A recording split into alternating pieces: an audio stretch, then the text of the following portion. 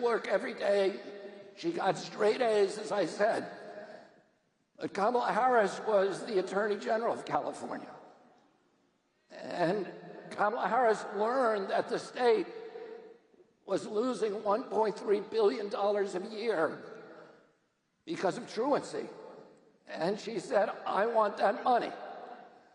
So I'm going to start putting parents in jail whose children skip too much school. Oh, she arrested Sherry Peoples in her home. The police came in and handcuffed her. And when she said, why am I being handcuffed? The police said to her, talk to Kamala Harris. They didn't want to be doing it either. She lost her job. She lost her home. And she still raised an extraordinary child.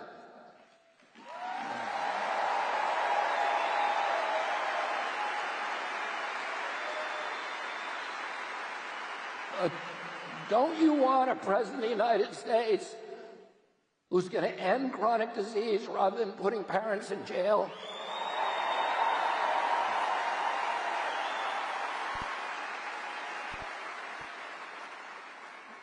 Don't you want an America president who's going to make our country healthy again?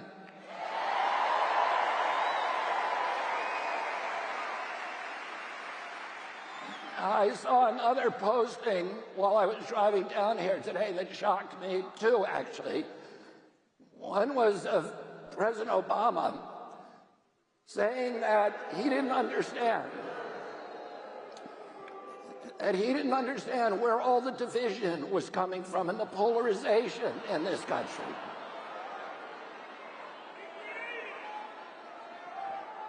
And then there was another posting by Kamala Harris standing outside the Naval Observatory, which is the official residence of the Vice President of the United States, standing behind the presidential seal for our country, and comparing Donald Trump to Hitler.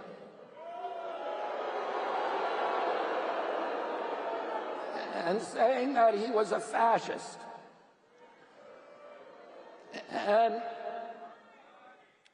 she based this extraordinary, irresponsible accusation on a story by John F. King,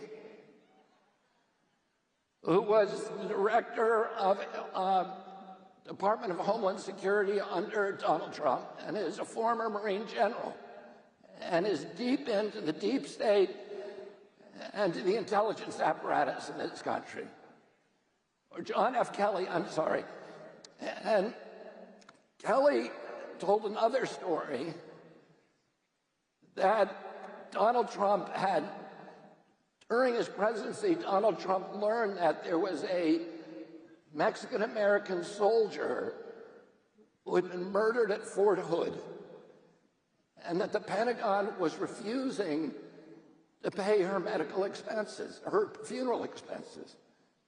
And Donald Trump said, if they won't do it, then I'm going to do it myself. And he paid her expenses out of his own pocket.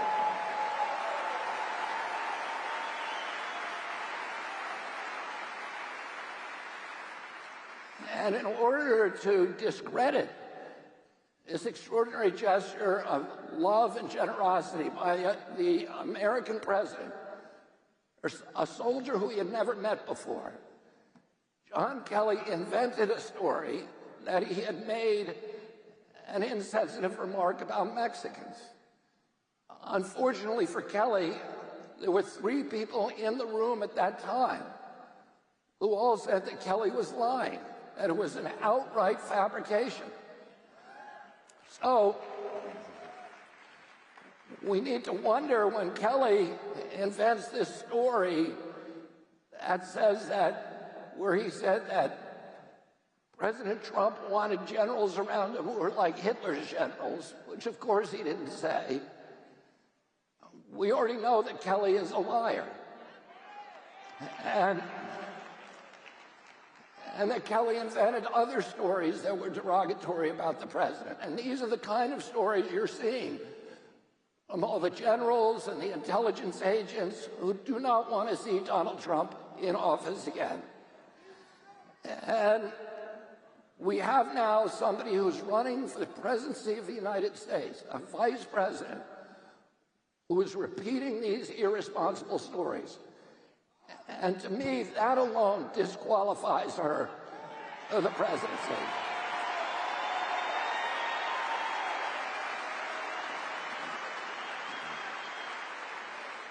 You all know that when we were most Americans, when we're growing up, of my age at least, we were asked about this moral quandary about whether we would, if we could go back in time and kill a young Hitler, should we do that? And half the people say yeah, half maybe say no. But it's something that we all think about. And you think about how many unstable people there are in this country. And when you compare an American president to Hitler, you're pressing a button in those people to make them act on those violent aspirations and impulses. And it's at worst, don't you want a president who's going to bring America together again?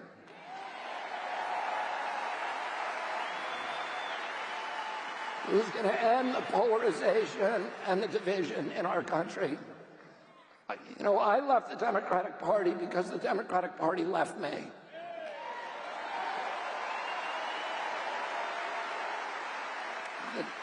The Democratic Party that I grew up with was the party of peace. It was the party of constitutional rights, including free speech. It was the party of women's rights and women's sports. My uncle, Ted Kennedy, wrote Title IX to make sure that women could play sports with other women.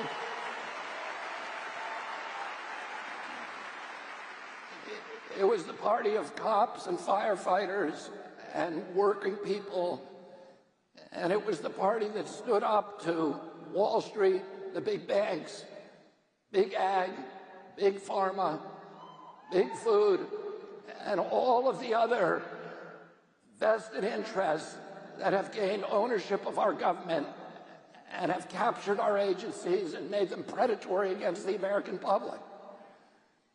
And the Democratic Party today is the party of war. It is the party of surveillance, of censorship. You listen to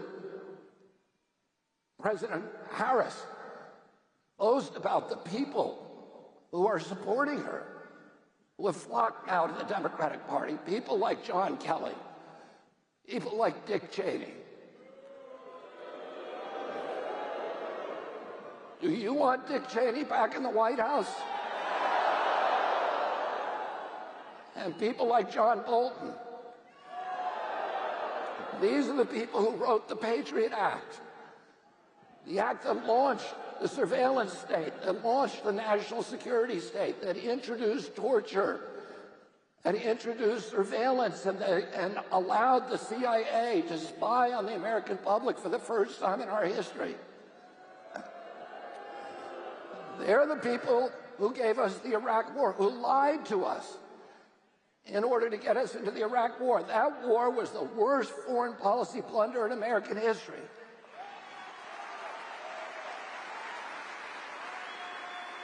That war cost $4.3 trillion. And we killed more Iraqis than Saddam Hussein. We created ISIS. We drove 4 million refugees into Europe and destabilized every democracy in Europe for generations. Brexit is a direct result of that war. All of the riots we're seeing now in European cities are a result of that war. The rise of totalitarianism across Europe, the end of free speech across Europe, is a result of that war. And don't you think we should have learned a lesson from that war? You think the Democratic Party learned that lesson? You think Dick Cheney has changed his opinion about the Patriot Act? No. He's changed parties because he thinks the Democratic Party is now the party of the neocons. It's the party of surveillance, of censorship, of war. And it's the party that is a cheerleader for big ag, for big pharma, for the people who are poisoning our children. The most existential threat that our country faces today is this chronic disease epidemic. When my uncle was president, I was a 10-year-old boy. 6% of Americans had chronic disease. 3% were obese. We spent $0 every year treating chronic disease. Zero. Today, 60% of Americans have chronic disease. About 70% are obese or overweight. Do you know how many people are obese and overweight in Japan? 3%. Same as here in 1963. We have 70%. 77% of American kids cannot qualify for military service. The diabetes rates in our country have gone from virtually zero. When I was a kid, the average pediatrician saw one case of diabetes in his entire 50-year career. Today, 1 out of every 3 children who walk through his office door is diabetic or pre-diabetic. When I was a kid, and today, in 70-year-old men, 1 in 10,000 people had autism. Today, 1 in every 34 of our children have autism. 1 in every 22 boys. This is existential for our country. We're spending $4.3 trillion on chronic disease. That's 5 times our military budget. This is going to destroy our country unless we have a president who's going to end it forever.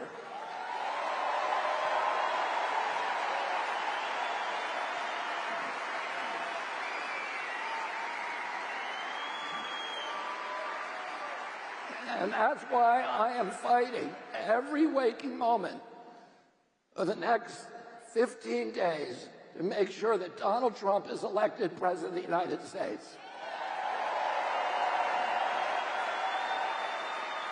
Now, when I was a kid, the Republicans controlled all the money in this country. 70% of the wealth in our country was owned by Republicans, about 30% by Democrats. Today, 70% of the wealth is owned by Democrats and 30% by Republicans. There's been a total inversion of policy and of the constituencies of both these parties. The Republican Party has been become the party of working people in this country.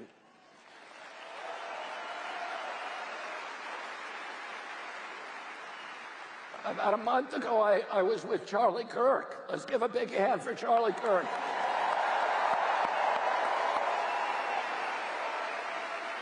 And he said to me, he said, Donald Trump ran all the billionaires out of the Republican Party, like Bill Gates.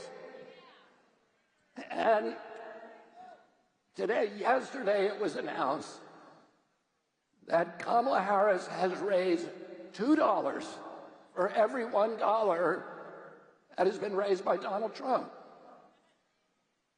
That's because it's all coming from people like Bill Gates. And they have all the money now. We have all the people.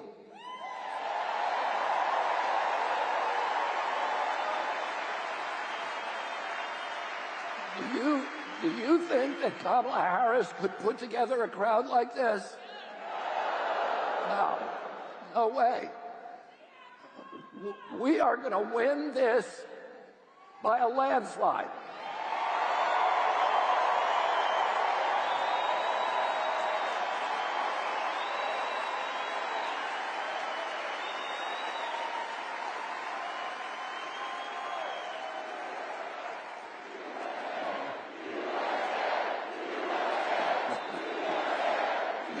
USA, USA, USA, USA. Don't you want a president of the United States that is going to defend our Constitution? I say one other thing. President Harris said today in her post, in her speech, she said that President Trump was going to turn the U.S. military against the American public and use the public to promote his agenda. How many of you think that is true? Well, what's interesting to me is that the Biden-Harris administration has done something 2 weeks ago that has never been done in American history, which is to send exactly lethal force, to send a directive to the Pentagon, changing the law to make it legal for the U.S. military to use lethal force against American citizens on American soil.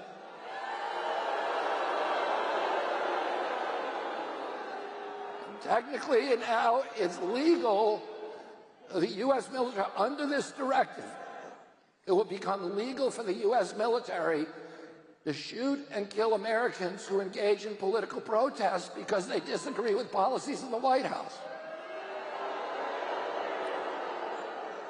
I'm not making this up. Any of you can look it up. This is a Democratic initiative. This did not come during the Trump administration. This did not come from Donald Trump. It came from the Democratic Party. And that's why I left the Democratic Party.